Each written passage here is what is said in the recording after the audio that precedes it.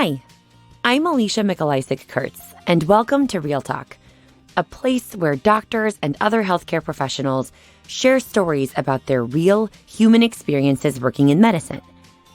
On today's episode, we'll hear a story from Karla Fleming, a postpartum nurse who shared her story live at a hospital grand round session at St. Agnes Medical Center in Fresno, California.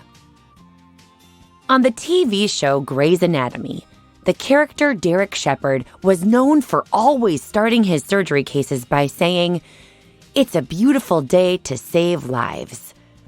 This skill, saving lives, is often attributed to surgeons or cardiologists or docs like me in the ER. But real talk, it's not actually very often that I personally save someone's life. I mean, if I really think about it, there was Shelby, an 8-year-old girl I rescued from drowning in a pool back when I was a day camp director during college. And there was this sweet 80-year-old woman who once came into the ER actively getting CPR, but promptly came back to life and started talking after I pulled a huge piece of melted cheese out of her airway. In reality, other than maybe a handful of cases like these, the lives that are saved at my job are not saved by me. They're saved by a team, by a ton of people working together to ward off death for another day. Yes, it's true that doctors study and practice for years to recognize patterns and nuance and to know how to treat their patients. But it's everyone else on the team who actually gets that treatment to the patient. And mainly, it's the nurses. Nurses make stuff happen. They're imperative to any attempt to truly save someone's life. They keep the department moving, start IVs, push meds, monitor vitals, and have years of their own experience that makes them like having an extra section of brain, a person to help me as the doctor to make sure I've thought of everything or not missed important steps. They serve as the team's eyes and ears, spending more time physically at the patient's bedside than anyone else, monitoring changes and providing invaluable information to the rest of us who can't be at the bedside as much as we'd like to. While the success of a patient's care in the hospital does depend some on their doctors' and nurses' individual knowledge and skill, far more impactful is the ability of everyone to work as a team. The best patient care happens in places where providers and nurses know and trust one another, when they can count on each other for backup and feel mutually supported and respected, when they communicate with kindness and consistency, sometimes without even needing words. It's in those places, by those teams, that lives really do get saved. This is Karla's story. So, my story, in nursing school, go through rotations and came to my maternity rotation. And of course, in lecture, the professor and our clinical instructor, they're fast-paced, giving us as much of the information as possible, like stages of labor, this is what APGAR means, and mother-baby assessments go this way. Did you see that? Good, we're done. But I also think that we all know that great nursing, great caregiving is more than just what we find in our books. So the story I'm telling, I was lucky enough in that rotation to have a shift with an L&D nurse who was super enthusiastic about teaching students, as she was also passionate about being an L&D nurse. Not just a nurse, but specifically L&D. She wanted to work with mothers and babies. She wanted me to know all about it and to love it too. By the time I walked into the room that day, the patient, first-time mom, had been in active labor for hours. And my nurse had already told me actually that her membranes had ruptured over 24 hours before. So it's already kind of a tense situation. A labor eventually progressed while I was still there, which selfishly I was like, sweet, I get to see a live birth. Thankfully, and to everyone's surprise, the baby crowned pretty quickly, but then stayed there. Mama pushed, baby seemed stuck. Stayed that way for what to me and to the nurse and to the doctor probably felt like hours, and especially to the mom. But in reality, I think it was only a few minutes. And we all knew that poor mama, her plan was to go as natural as possible. This was her first baby, but not her last, at least as they planned in that moment. And she knew that a C-section now meant possible risk of complications in later pregnancies. And also, it's a C-section. It's going to hurt more, longer healing time, and all the risks that come with surgeries in general. So she pushed and she pushed, but she'd been there for hours and she really had almost nothing left to give.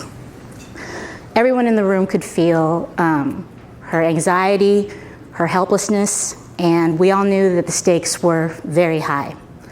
And I was helping to reposition her legs, try and kind of maybe give the baby a little bit more room. And I happened to look up right as the OB gave my nurse that look. You all know what look I'm talking about. You all have shared that look with someone, possibly in this room before.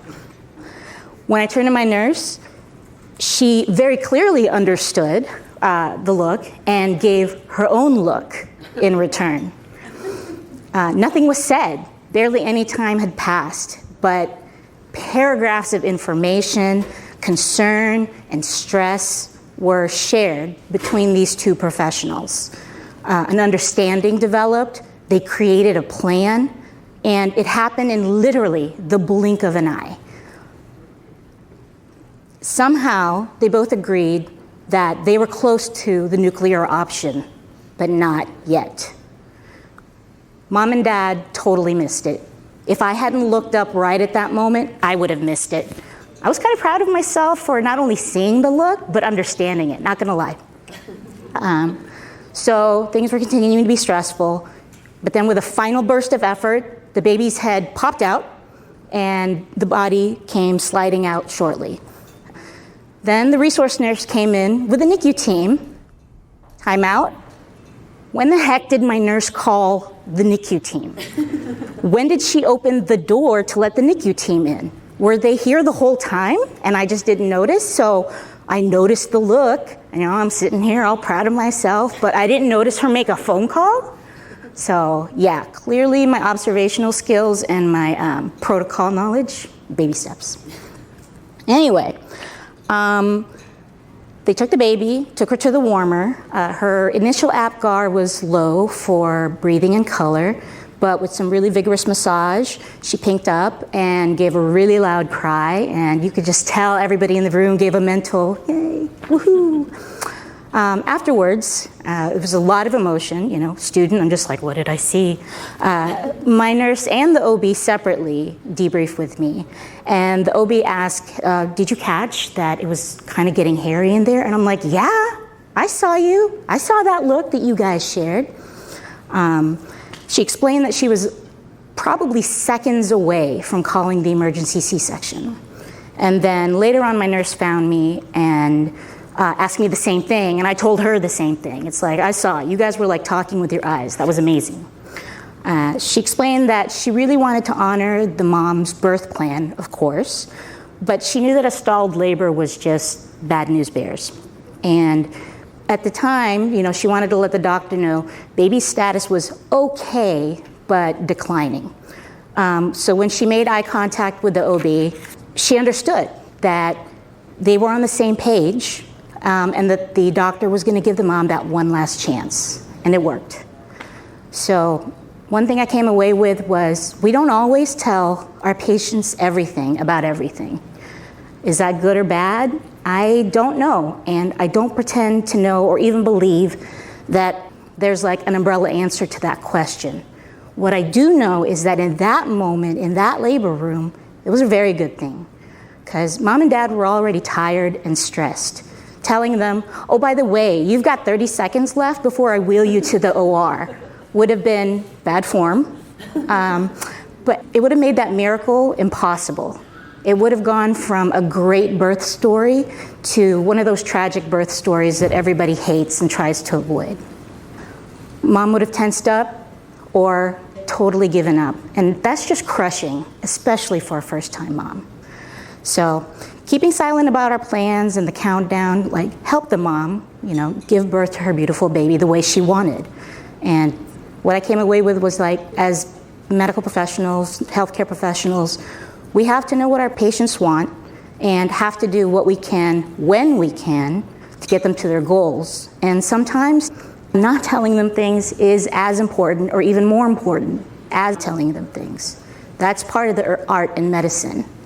Another thing, that look, that immeasurable blip in time had a gigantic impact on me. And the previous question we talked about dreams and goals and such. Nursing school included lessons about teamwork and different roles, obviously, but it's nearly impossible to describe, or let alone teach, that kind of interplay and wordless communication between people. Ever since, it's been like #nurse goals. To be like at that level of proficient and cultivate that kind of trust and communication and bond and shared instinct with whatever team I became part of, which, yay, here I am at St. Agnes. So today, every day, getting to work in postpartum, the dream, I remember this moment. And I remind myself, it's not just about knowing the facts and being like the best at my skills, but also developing that relationship with my fellow healthcare team members, nurses, CNAs, doctors, everybody, and understanding the art and teamwork that comes in providing great patient care.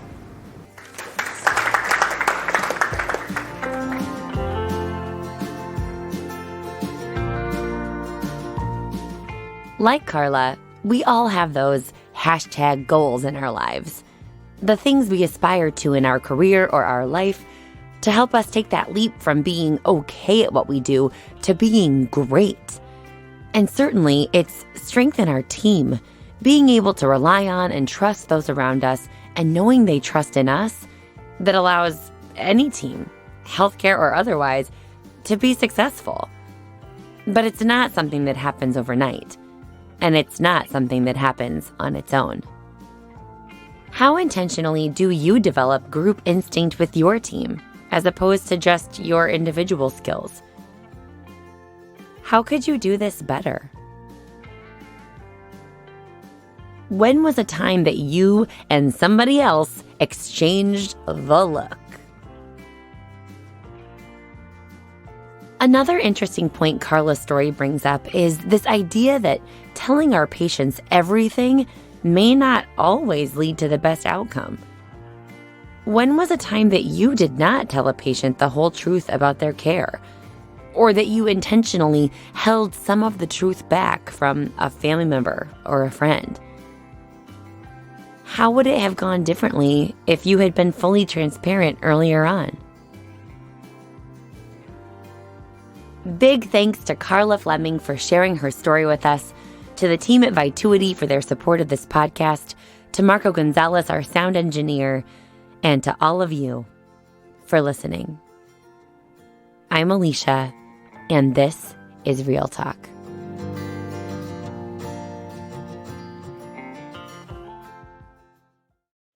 Want to connect with the Real Talk podcast or record your story with us? Head to www.vituity.com/Real Talk for more information, or email us at realtalk@vituyty.com.